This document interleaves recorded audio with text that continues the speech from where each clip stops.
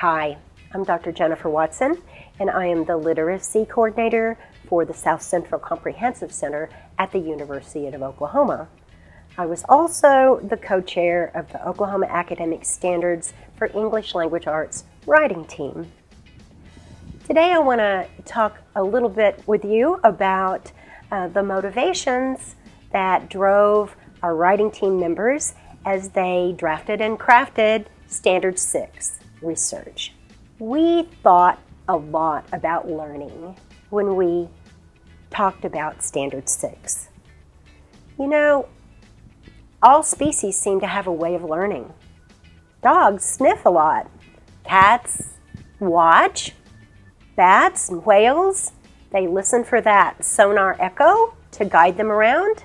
But humans ask questions. Little learners are really very knowledgeable about those famous journalist questions before we even teach them in school. They're asking, who are you? What's that? When can I go? Where are we? And if you've ever been around a 3-year-old, you know it's always, how come? Or why? I think it shows us that we're researchers by nature. Humans may not have the best noses or the sharpest eyes, but our sense of inquiry is really endless. And those journalist questions are going to propel us through our lives, our personal lives, our academic lives, our professional lives. And so we know that as we mature in the real world, everybody, social scientists, authors, engineers, artists, they're all being driven by those same questions that they started asking in early childhood. The writers of Standard 6 said, you know what? Humankind has a lot at stake when they are trying to answer these really big questions. We need to teach sound methods of inquiry, and that was really the goal of crafting Standard 6. The writers of Standard 6 really wanted to make sure that those foundational components of research methodology were instilled in every Oklahoma high school graduate. They really come down to three, I'm going to call them pillars of knowledge, skills, competencies.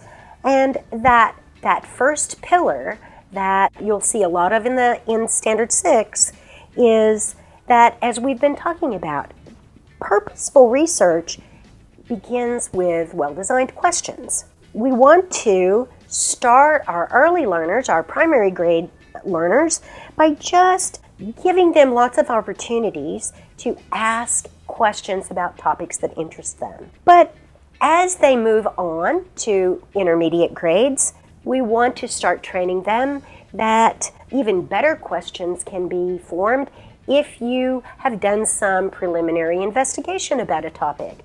So the more you know about something, the better questions you're going to be able to ask. And then as our students go on to middle school and into high school, that next layer, that final layer of asking good questions is added on in classrooms. And that is that really viable research not only asks good questions, it poses a possible answer, or as we may call it in some of our other disciplines that engage in research, we have a hypothesis. And we're going to test that hypothesis to see if it's valid or not valid. When we take students through that continuum of good questioning and preliminary investigation and posing both a question and an answer, we know that they're on their way to being a strong researcher. The second big pillar of information that you'll find in Standard 6 is that to be really useful, research has to be grounded in both reliable and valid resources.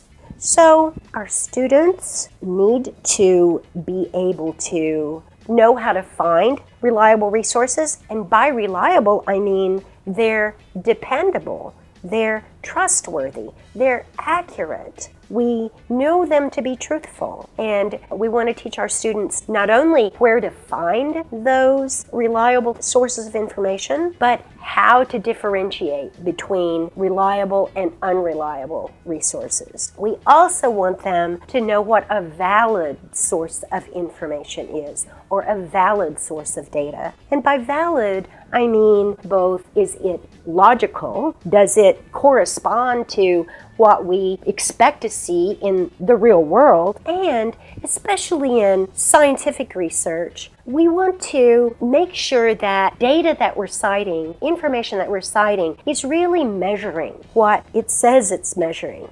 For example, if one of our students wanted to do a study about what his classmates want to eat when they go to the cafeteria, he would want to take a sample of all the students in the school, both those who eat in the cafeteria and those who choose not to because they're not finding anything that they want. He wouldn't want to just interview only his friends, or only the people who are bringing their lunch to school, or only the people who are proclaimed vegetarians.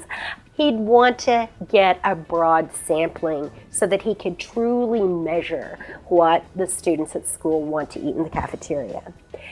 So reliable, valid, and the third piece of that is that students need to know how to cite this information using standard procedures that everyone recognizes so that other researchers can find that same information or that same data and continue their research.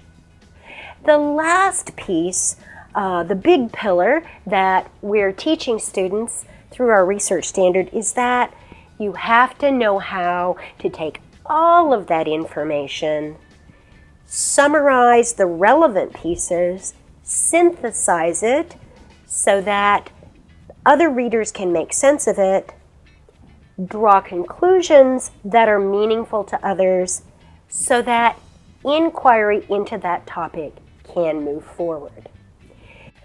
We know that our colleagues in the science classroom, the social studies classroom, the arts, other disciplines are working hard to teach these same research skills as they apply to the content in their body of study. But as you and I know, as language arts teachers, we own that teaching of research skills in the language arts classroom. I know you're doing a great job of teaching and preparing your students to be great researchers, both in school and in their careers, and I wish you well.